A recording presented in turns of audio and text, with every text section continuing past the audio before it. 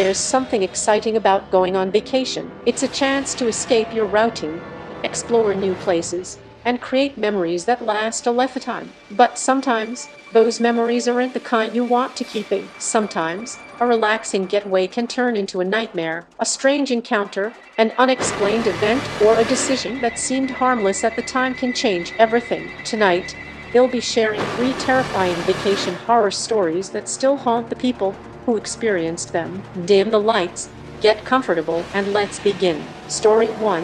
The Cabin in the Woods. In the summer of 2022, my friends and I decided to rent a cabin deep in the mountains of Colorado. There were 5 of us all together.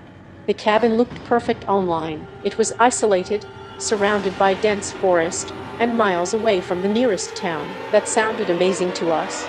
The first day was normal. We unpacked, grilled food outside, and spent the evening playing cards. As night fell, the forest became unbelievably quiet. No cars, no people, just darkness. Around midnight, I stepped outside to get fresh air. The temperature had dropped significantly. As I stood on the porch, I noticed something strange. There was a faint light moving through the trees. At first, I assumed it was another camper, but then I remembered something. There were no other cabins near me. The light slowly moved between the trees before disappearing. I went back inside and forgot about it. The next night, things became stranger. Around 2 a.m., we heard footsteps outside. Slow footsteps, crunching leaves, walking circles around the cabin. Everyone heard it. My friend Ryan grabbed a flashlight and looked through a window. Nobody was there. The footsteps stopped immediately. The following morning, we found footprints. They circled the cabin several times. But what bothered us most was where they led. The tracks disappeared into a section of forest so dense it was nearly impossible to walk through. That night, nobody slept. At exactly 3:17 a.m., we heard 3 knocks on the front door. Knock, knock, knock. Silence. Nobody moved. Nobody spoke. Then 3 more knocks. Ryan finally looked through the peephole. His face instantly turned pale. He whispered something I'll never forget. "There's a man standing there." The rest of us froze. "What does he want?" Ryan didn't answer. He kept staring. Then he slowly backed away. "What is it?" I asked. Ryan finally spoke. "He's just smiling." Nobody opened the door. After several minutes, the knocking stopped. When morning arrived, we packed everything and left. As we drove away, Ryan admitted something. The smiling man wasn't looking at the door. He was looking directly into the peephole. When I was 24, I traveled alone to a coastal city for a week-long vacation. I booked a cheap hotel online. The reviews were decent. Nothing seemed unusual. The first few nights were normal. Then I noticed something strange. Every morning, objects in my room seemed slightly different. A chair would be moved.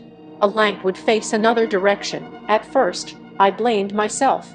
Maybe I was forgetting things. But one evening I returned from dinner and immediately knew someone had entered my room. My suitcase was open. Clothes had been moved. Yet nothing was missing. I complained to the front desk, but they insisted nobody had entered. The manager even checked electronic records. According to him, no staff member had accessed my room. I tried to forget about it.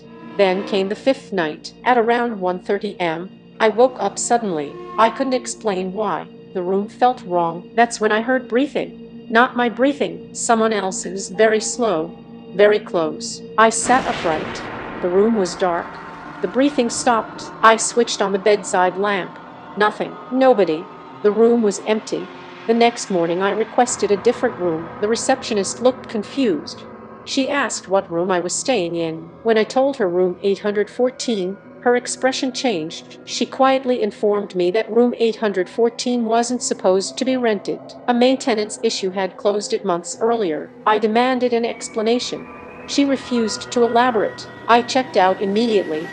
Weeks later, curiosity got the better of me. I searched online for information about the hotel. I discovered a local news article.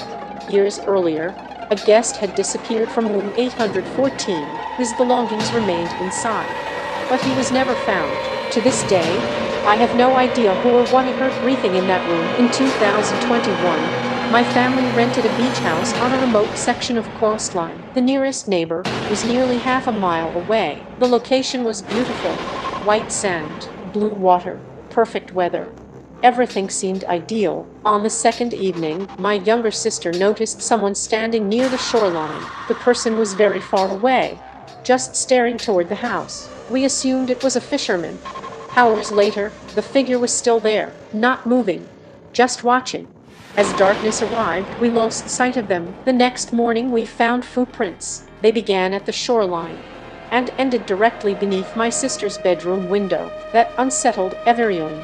My father contacted local authorities. They searched the area but found nothing. The third night brought something far worse. At approximately 2 a.m., my sister screamed. Everyone rushed upstairs.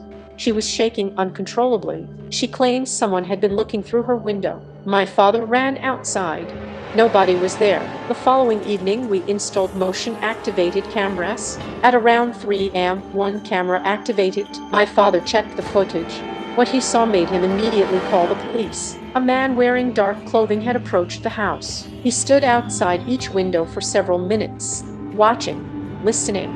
Then he walked away toward the beach. Police searched the area the next morning. Eventually, they located a hidden campsite in nearby dunes. Inside were photographs, dozens of photographs, pictures of our rental house, pictures of my family, pictures taken over several days. The police never publicly released the suspect's identity. We ended our vacation immediately. Years later, I still think about those photographs because some of them had been taken from inside the house. Vacations are supposed to be relaxing. They are supposed to be filled with happy memories, adventure, and escape. But as these stories prove, sometimes the most terrifying experiences happen when you are far from home. If you enjoyed these stories, be sure to leave a like, subscribe, and turn on notifications for more true horror content. And remember, see the next time you travel somewhere unfamiliar. Pay attention to who's watching, because sometimes you are not as alone as you